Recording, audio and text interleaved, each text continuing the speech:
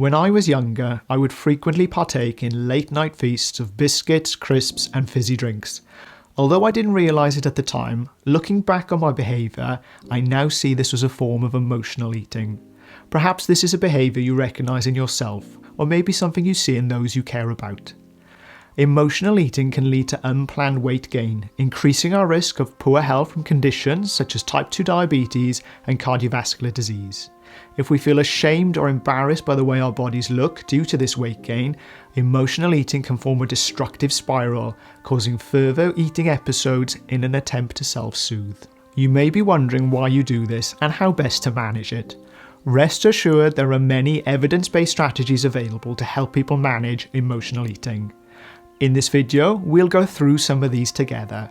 To make the process a bit clearer, I'll give you some common examples I often hear in my clinic. Consistently using these strategies is not going to be easy, especially when first starting out. However, after watching this video, you will have the knowledge and confidence to make changes to your eating habits, taking one step forward to improving your health.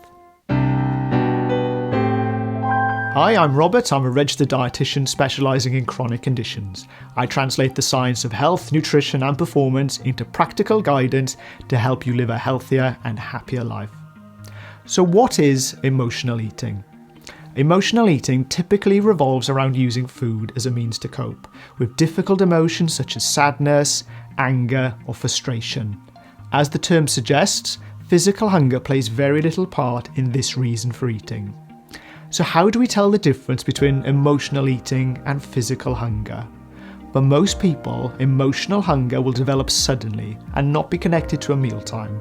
It may be triggered by an emotionally charged event, stay with you even if you feel full, and potentially lead to feelings of guilt or shame.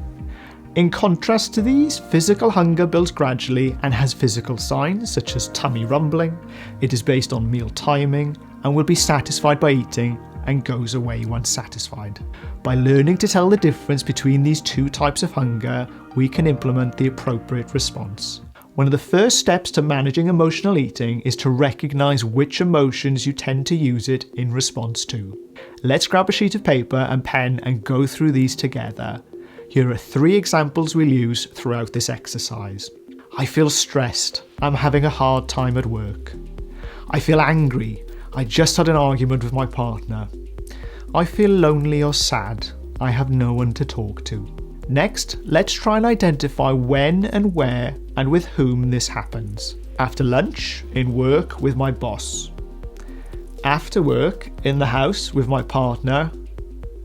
In the evening, at home when I'm on my own. Finally, let's add in what happens when we experience these feelings. I went to the vending machine and bought a fizzy drink and chocolate to have in the bathroom. I went to the fridge and ate a pot of ice cream in the bedroom. I sat on the couch watching Lord of the Rings and I finished a whole pack of biscuits. This is one I definitely identify with from my childhood. So how do we break this cycle of behaviour? Some people may not be aware that they're using food to manage emotions until after they've eaten. Rest assured, it is possible to experience difficult emotions and not eat in response. The more we reflect and consider our feelings, the better we will be able to see how they impact on our life. However, once we have this knowledge, we do need to take action. There will never be one perfect strategy for managing emotional eating. That is why it is helpful to develop a range of solutions so we can pick the one that feels most appropriate in the moment. When developing these solutions, it may be helpful to understand the difference between defense mechanisms and coping strategies.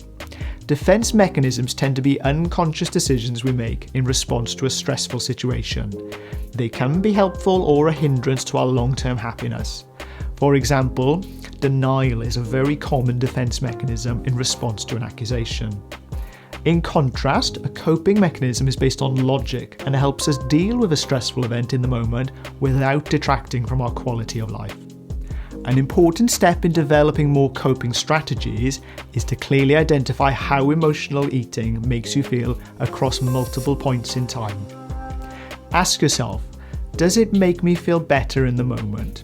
You may say, yes, I do actually feel better, or yes, but only because it distracts me from the difficult emotion.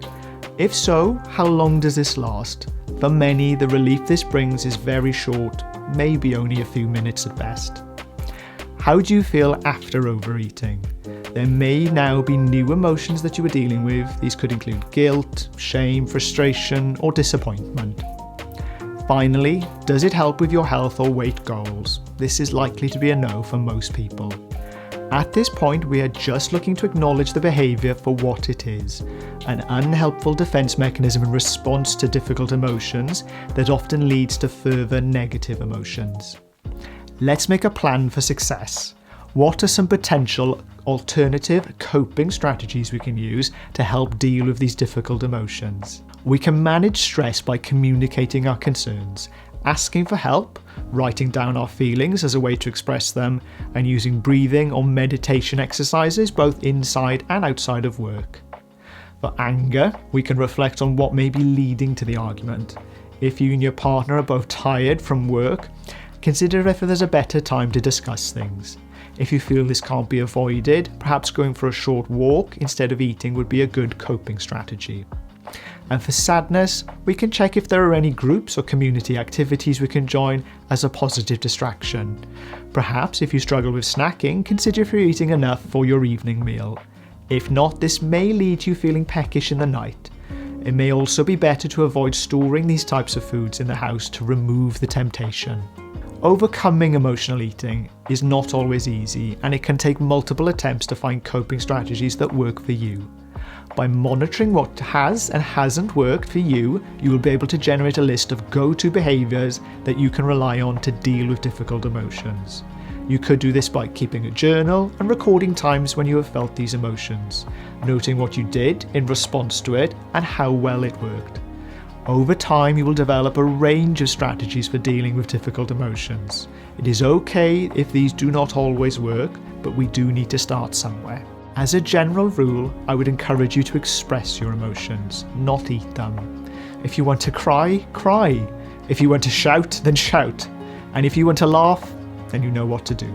Holding on to or trying to suppress our emotions can lead to them becoming stronger and getting expressed in ways we may not expect. Another effective strategy for managing emotional eating is mindful eating. The more tools we have in our toolbox, the better equipped we'll be to help ourselves. I've made a video explaining mindful eating, which you can find here. And if you enjoy my content, then please consider subscribing by clicking here. And as always, this is your weekly reminder to never stop learning, because life never stops teaching. I'll see you in the next video.